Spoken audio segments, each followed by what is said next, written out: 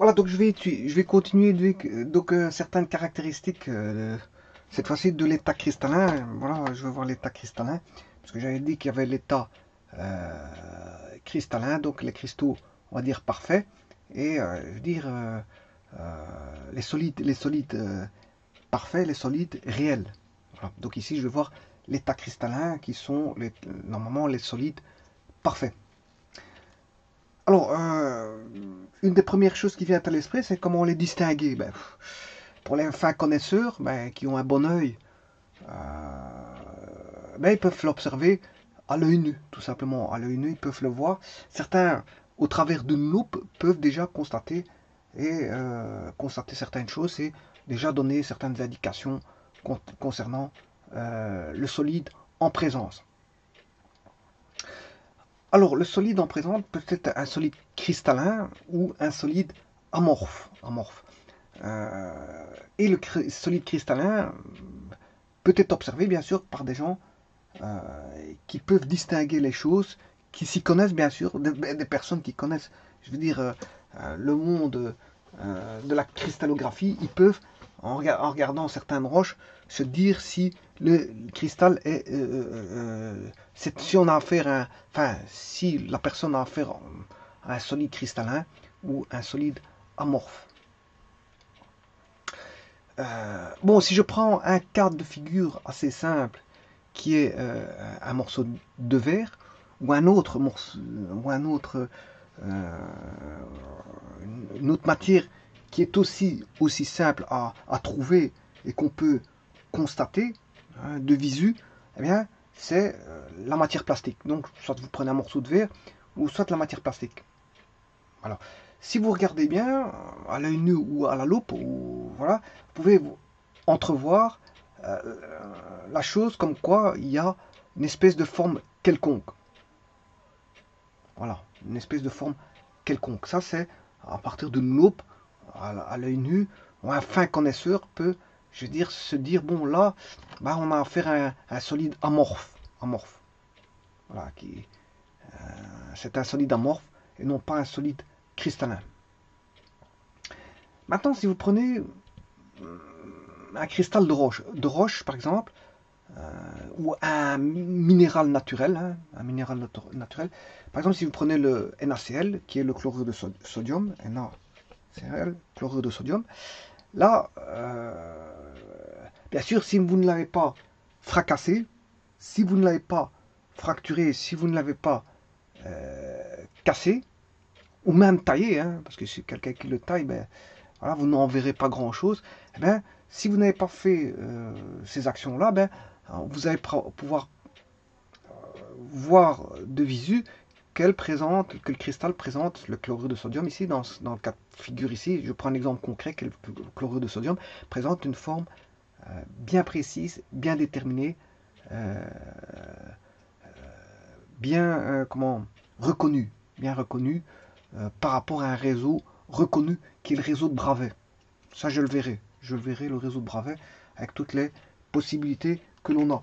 En fait, en quelque sorte, le réseau de Bravais, si je prends le tableau de Mendeleev, il suffit de l'ouvrir au bon endroit, et là, vous avez une légende, structure cristalline, hein, réseau de Bravais.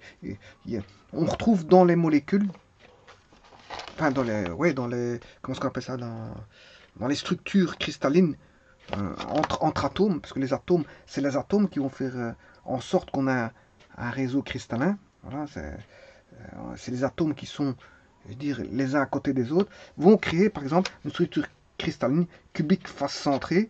Hein. On voit pas très bien, je vous le dis tout de suite, hein, cubique face. Voilà, je sais pas si on voit bien. Faut que je mette là. Ouais, c'est parce qu'en plus c'est en rouge, donc ça ressort pas fort. Donc on a la cubique à face centrée, cubique centrée, hexagonale, rhomboédrique, tétragonale, orthorhombique et monoclinique. On voit pas très fort, mais voilà. Par exemple, si je prends, et là, si je regarde la légende ici, la structure cristalline, on la retrouve ici. Par exemple, si je prends l'hydrogène, sa structure cristalline est un hexagonal. Le lithium, c'est une cubique à face centrée. Le sodium, cubique à face centrée.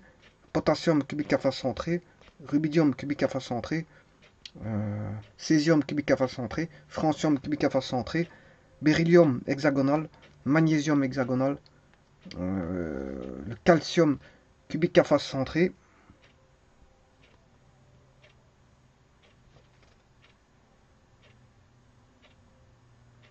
Non, je m'excuse. Quand il y a... Ouais, c'est parce que je voyais pas bien, je m'excuse. L'hydrogène, je recommence, parce que c'est vrai que l'hydrogène, c'est hexagonal. Le lithium, c'est cubique centré. Cubique centré. Je m'excuse. Sodium, cubique centré. Potassium, cubique centré. Rubidium, cubique centré. Césium, cubique centré. Le francium, cubique centré. Beryllium, hexagonal. Magnésium, hexagonal. Et le calcium, c'est cubique à face centrée. Voilà. Strontium cubique à face centrée, barium cubique centré. Oui, parce qu'il faut distinguer cubique à face centrée de cubique centré, c'est pas la même chose. J'expliquerai tout ça dans les réseaux de Bravais. Le radium cubique centré et le scandium hexagonal, l'yttrium hexagonal, l'atrium hexagonal, l'actinium cubique à face centrée. Bon, et généralement, ça tourne autour de l'hexagonal, cubique centré, cubique à face centrée. Voilà. Si on vient ici, là, on a l'indium. L'indium, là, c'est une structure qui est orthorhombique. Voilà. Orthorhombique pour l'indium. Ben, généralement, c'est des cubiques. Hein, si je prends par exemple l'oxygène, les cubiques, le fluor cubique, le chlore cubique, voilà. Le phosphore, lui, il est monoclinique. Voilà. Et si je prends l'arsenic, l'arsenic, il est rhomboédrique. Rhomboédrique. Voilà. Qu'est-ce qui est rhomboédrique? C'est le mercure aussi. Rhomboédrique, on retrouve le mercure, le bismuth. Voilà. Et ça, c'est ce qu'on appelle le réseau de Bravais, réseau cristallin. Et chacun des atomes, quand ils vont se réunir entre eux, vont donner une forme cristalline qu'on peut voir. Bien sûr, certaines choses, on peut déjà les voir à l'œil nu pour les fins connaisseurs, hein, ou à la loupe. Mais sinon, il faudra faire appel à la technique de diffraction qui, elle, va réellement... bien sûr, c'est la technique de diffraction au rayon X qui va apporter un moyen, je veux dire, absolu pour déterminer si un solide est ordonné, cristallin ou désordonné, amorphe. Voilà, s'il est amorphe. Alors, j'étais en train de parler de comment est-ce qu'on appelle ça, du chlorure de sodium. Chlorure de sodium, c'est bien sûr que s'il n'a pas été taillé, cassé comme j'ai expliqué, ben, il présente une forme bien déterminée qu'on peut apercevoir, bon, à l'œil nu ou à la loupe. Voilà, pour les fins connaisseurs encore une fois.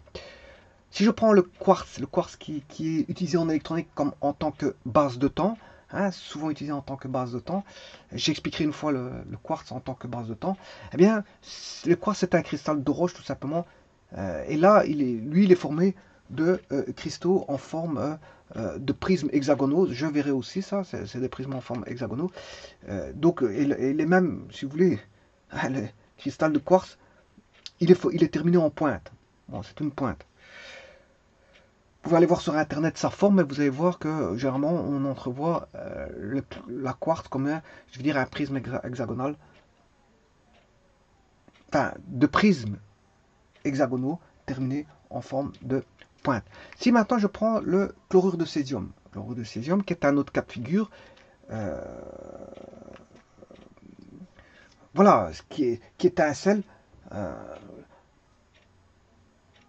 Enfin, si je prends le chlorure de sodium ici, le chlorure de sodium, normalement, si je vais voir sur internet, le chlorure de sodium, normalement, il prend la forme, si je m'en rappelle bien, de cubes.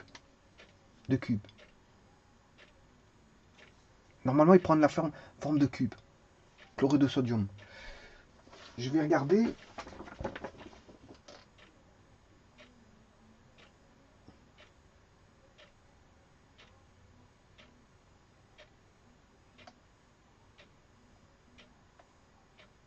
Oui, et c'est évident, hein. C'est évident. C'est tout à fait évident. Parce que le chlore, lui, il est... c'est une structure. Le chlore, c'est une structure purement cubique. Alors que le sodium, c'est une cubique. En plus de ça, elle est centrée.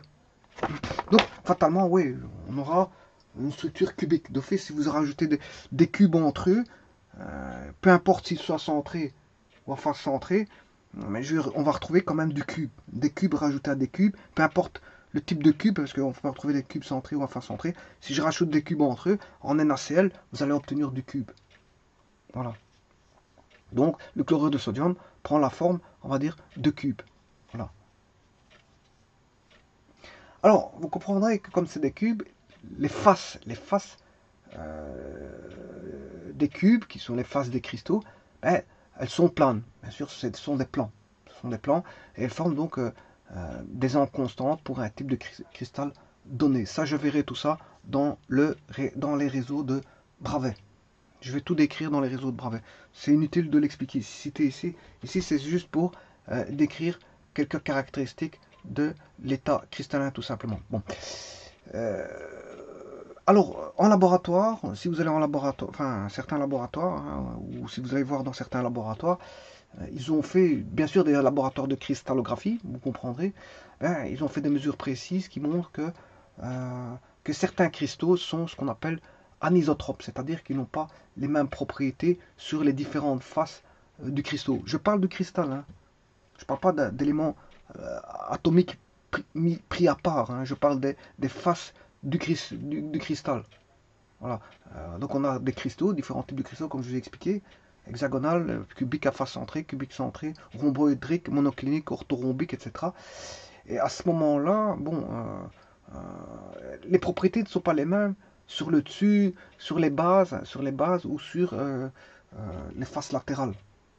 Voilà, ça d'office. Et donc quand on n'a pas les mêmes propriétés sur par rapport aux bases et aux faces latérales, ben, on dit qu'on a affaire à un cristal anisotrope.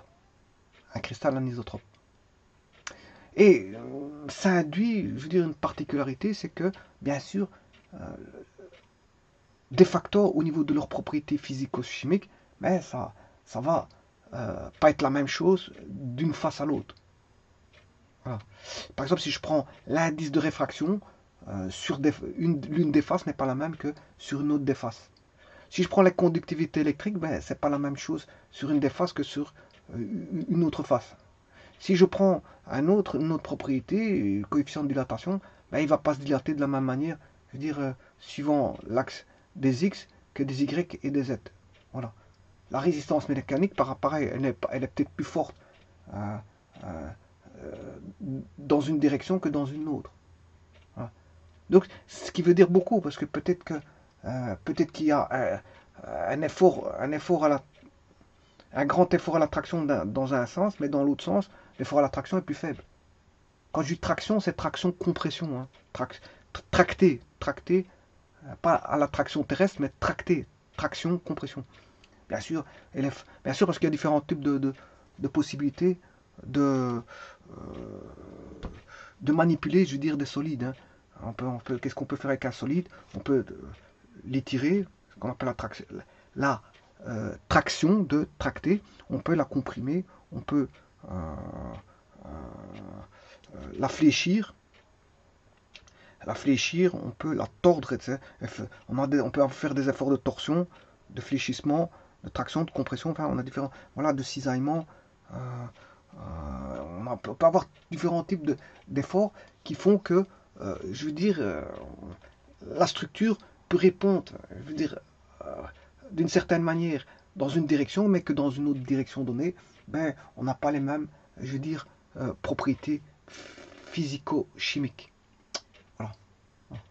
Ben, par exemple, je parle même du coefficient de dilatation, qui peut être différent suivant l'axe X, Y ou Z. Attention que ce sont des structures spatiales, donc d'office, on a affaire à des volumes, enfin, on va dire, le réseau cristallin formera, je veux dire, un volume, et ce volume-là, bien sûr, c'est un volume spatial, donc fatalement, qui dit volume dit espace, qui dit volume dit espace, donc volume spatial, et qui dit volume spatial dit trirectangle en X, Y, Z d'office. Et donc, on a des propriétés qui peuvent se ressortir soit en X, soit en Y, l'axe des Y, ou soit dans l'axe Z. Voilà.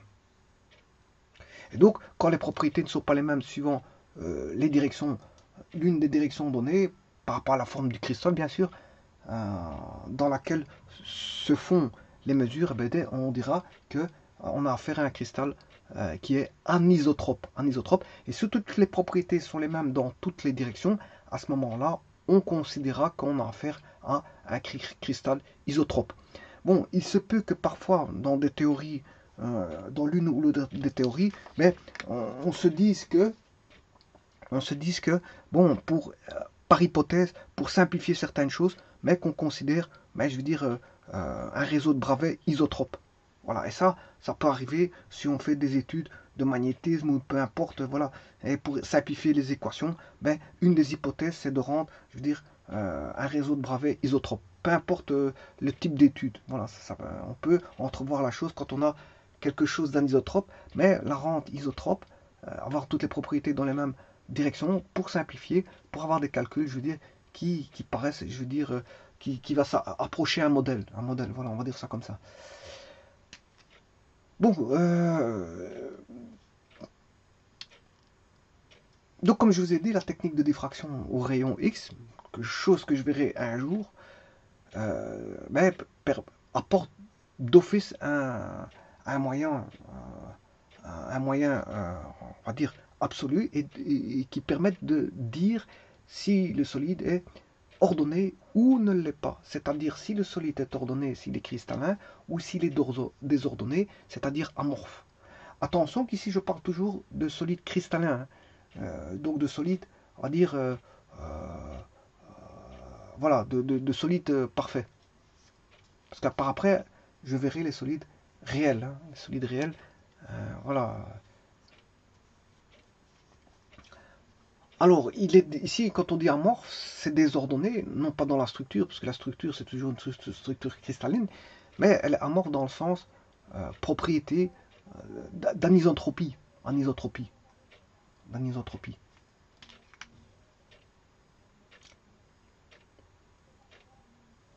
Et on peut aussi se considérer comme amorphe aussi, je veux dire, que, quand on a une forme quelconque. Donc, qu'est-ce qui sera amorphe quelque part?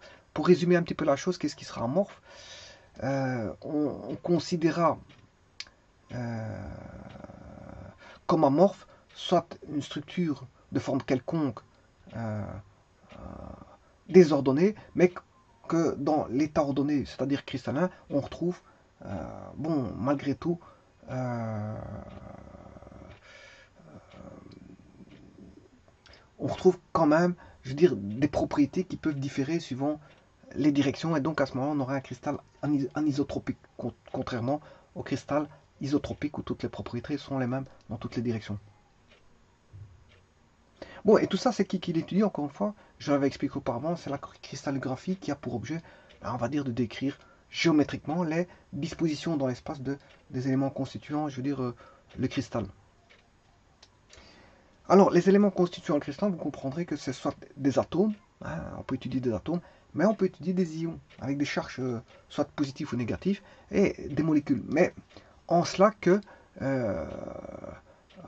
les atomes, ce sera facile à étudier parce qu'ils sont constitués d'éléments, je veux dire, de base, simples. Les ions, pareil. Par contre, s'agissant des molécules, ça va être un peu plus compliqué.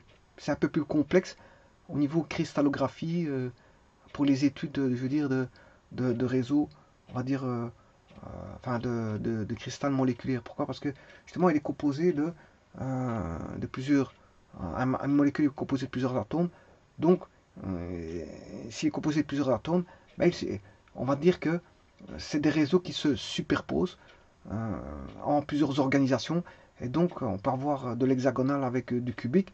Et là, c'est plus difficile, on va dire c'est plus difficile à étudier que si on avait uniquement des atomes du même type.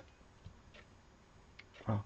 Maintenant, étudier un réseau moléculaire qui ne contient que des cubes, c'est facile. hein. C'est le cas, par exemple, du NaCl. Là, bon, le NaCl sera facile à étudier, puisque voilà, j'étudierai quelques réseaux en les dessinant, on va dire, mais dites-vous bien que le NaCl est une molécule. C'est une molécule, hein. Et en fait, quelque part, le NaCl, normalement, ça n'existe pas. Le NaCl n'existe pas. Ce qui existe, c'est Na plus Cl-. Voilà. Parce que le chlorure de sodium, c'est une liaison ionique. Voilà, donc il fait intervenir des charges. C'est pas une liaison covalente. Voilà, donc en fait, on peut pas dire que celle du NaCl vient du Na plus Cl-. Donc dans la structure, je veux dire, cristalline, on aura une structure ionique, si vous voulez. Voilà. Donc il est plus facile d'étudier, je veux dire, des atomes, des ions en tant que particules simples qu'on va considérer comme, bien sûr, vous comprendrez, sphériques. Hein. On a toujours adopté la vue sphérique pour les atomes et pour les ions. Voilà. Et quand il s'agira de molécules, si c'est des systèmes qui sont tous cubiques, hein, ou tous orthorhombiques entre eux, voilà, dans leur association, ça sera facile. Maintenant, dès le moment où vous mettez de l'hexagonal avec du monoclinique, je veux dire, la structure est plus délicate. Hein. C'est plus complexe à étudier. Voilà.